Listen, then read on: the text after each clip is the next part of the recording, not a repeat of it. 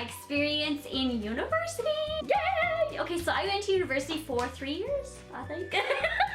I hope this video can help you guys because education is very important, and if university is something that you are thinking of or maybe aren't thinking of, and then maybe this video will help, that is what I am here today. So let's get into my experience.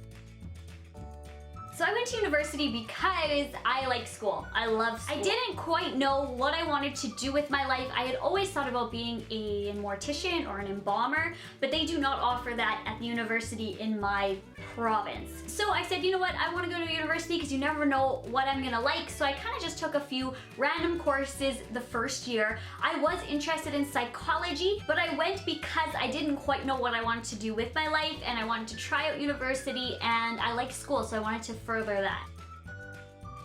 So like I said, I was going for psychology. In my second year, I changed to teaching. I wanted to become a teacher.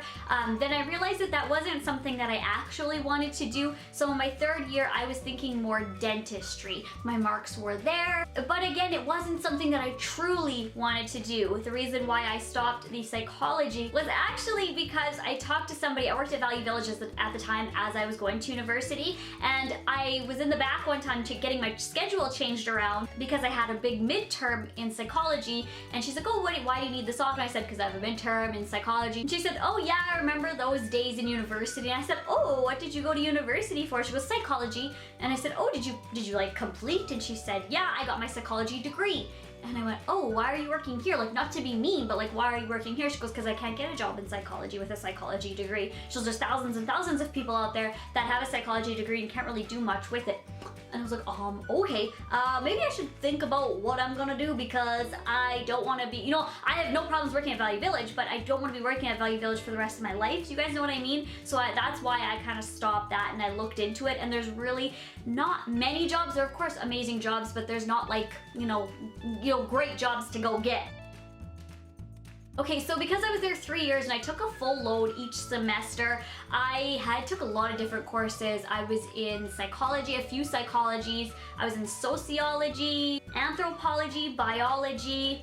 I went into political studies, nutrition, anthropology, art history, native studies, kinesiology, physics. I was in a lot of different courses. The further reason being is because I didn't quite know what I wanted to do, and then I was going into certain things, and when going into like education, for example, you need certain courses to actually be in college of education. So kind of that's why I was taking those courses. I took a lot. Stresses. Now, people always say that university is very, very stressful. The stresses that I faced were, number one, getting to classes. There was, I believe, 10 minutes in between classes to get to your other class. If I was in the arts building on one class, I had 10 minutes to get over to the bio building or the engineering building. Holy, that's like a 20-minute walk. So you would have to like run and get there. A lot of people had bikes or skateboards, so I feel like that was one of the stresses, because I'd be like constantly looking at the clock, and if a professor went over that time, like if your class ended at 2:30 and then your other class started at 2:40 and they're like going a little bit over, I'm like, oh my god, I'm gonna miss it, and it's gonna be full up of spots. Because I've experienced sometimes, because it fills up very quickly in a classroom, where people don't have enough seats, or you get like the broken desk, so it's like, ooh, too many exams close together. Because if you have like 5 or 6 classes, and if they all schedule a midterm on the exact same day, that sucks. Like, oh my god, I have like 6 tests tomorrow. If you do study and just like kind of keep your stresses down, that can help. But that was one of the stresses I definitely dealt with. Missing classes was one of my top stresses. The reason why I say that is, let's just say you're sick. Okay, if you're sick and like you just have a really bad cold, if you can't show up to a class, you have to like ask people for their notes. Some people won't even give you their notes, because they're like, no, I need them for this class. It's like, well, okay. Like, I'll write them down and give them back to you that class. But when you're writing them down and then the class starts, it's like, cool, now I can't copy these notes. That happened to me as well. I didn't miss a lot of class, so missing class did suck, because you can borrow notes from somebody, but you can't get like the full lecture of knowing what was actually said. If they were like, you know, read textbooks this to this, or if the somebody you're borrowing the notes from didn't quite listen that well, then you are missing out. And if you go talk to the prof, it depends on how nice they are. Some profs will be like, no, you should have been here. Some profs will be like, yeah, sure, here are the PowerPoint notes or something like that. So I guess it just depends on who your professor is. Most of them were very nice and chill. Some were hard to understand. They're there to help you and teach and to, you know, further your education. I was very scared to talk to a professor because I heard so many like horror stories like professors don't care about you. They'll just like shove you off to the side. But when I actually went to go talk with one, they were very nice and they're there to help. They're not scary bad guys. Some are a little intimidating or hard to understand. Just be yourself, show that you are actually interested in studying, and they'll help you. After the big classes, because some of the classes were like 300 people, some classes were huge. So after the class, there was like a lineup to just go talk to the prof after. So if you needed something answered, sometimes you couldn't wait there because you had a class that was in like 20-minute walk away that you couldn't just stand there and wait in that line. And also he has a class to get to, or she, but they are there to help. Actually, my favorite class in university was kinesiology, which is basically gym, but learning about it. You don't actually go like run around and do laps. Like you learn about the human body, what it does when you work out, what types of foods when they go into your body, how they act with working out or physical stress. You learn about the muscles in your body, where they are, how they contract, and everything like that. I don't know, I just found it very interesting because I love learning about the human body, so that was something that I really enjoyed. I did very well in kinesiology. I just found it interesting, and when you're interested in something, then I feel like you strive more. My worst class was political studies.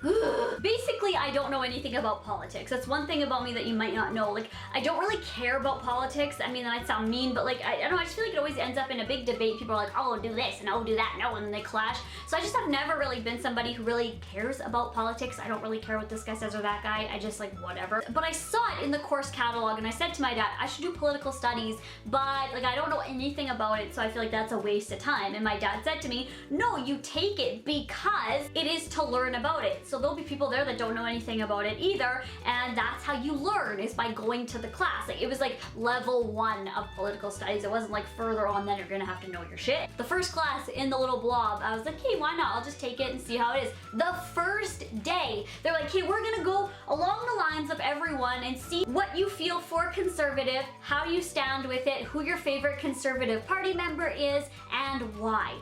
I was like, what? I don't know, what? Like, I thought we were supposed to be learning about this. Are we supposed to be teaching us this? Like, shouldn't this be on the second day? Or maybe after you explain it? And they were literally, he didn't teach anything. He sat there and everyone had a discussion of how much they like this party and that party and how this guy's great. I was like, I'm screwed. As soon as that class hit, I was like, I am screwed. And I did terrible in that class. It was the only class where I did terrible because I didn't enjoy it. It wasn't fun for me in any way. I didn't really understand anything. It was just a fail. The general atmosphere of university is quite busy.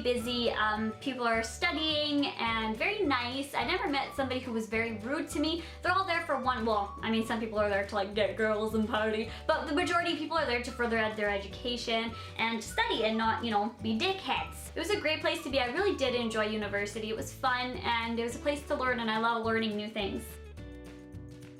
I was very terrified to make friends in university because it's such a big place. Like I said, I'm like socially awkward and really kind of weird, but I did make friends in university. I don't talk to them anymore. I think it's because none of us that I know of go to university anymore. We kind of just like fell out. But one of my friends there, she was a really good friend to me, and it was nice seeing her every day. And like, I saw people that were in my class and you kind of just like smiled or said hey or something. But yeah, I did make friends and actually like hung out with her, went shopping, movies and stuff, and it was sweet. Don't be afraid to make friends because you guys all have a great personality and you want other people to see that as well. Just make sure you make the right friends and not friends that are taking you away from your studies. Majorly different. Everyone will have their own experiences with university and high school and different schools, but for me, as soon as you walk into there aren't girls like, I feel like in high school there were a lot of girls who would like stare at me for what I was wearing, or they would gossip behind your back. It wasn't like that. There was no cattiness in university. Like I said, it was people that just wanted to be there because they were studying. Very like hustle bustle. The profs are kind of harder to interact with in university than high school, I found majorly. It was just bigger. Classes were very spread out. You had to run here, run there. So I also went to college, and it was different from college in that It was actually quite similar, actually. The college I went to was very small, so it wasn't as big. That was about the only difference, I feel. It was very much the same. The classes were smaller. There were more one-on-one in the college, because in this college that I went to, you were studying a more specific thing instead of like the university where it's like hundreds and hundreds of different things you can study. This college I went to is more like specific, this is what I'm studying, so it's easier to talk with your teacher and be more one-on-one. Textbooks are expensive. When I went, they were not included in my tuition, so you pay your tuition and then you buy textbooks every semester or every time a prof is like, you need this textbook.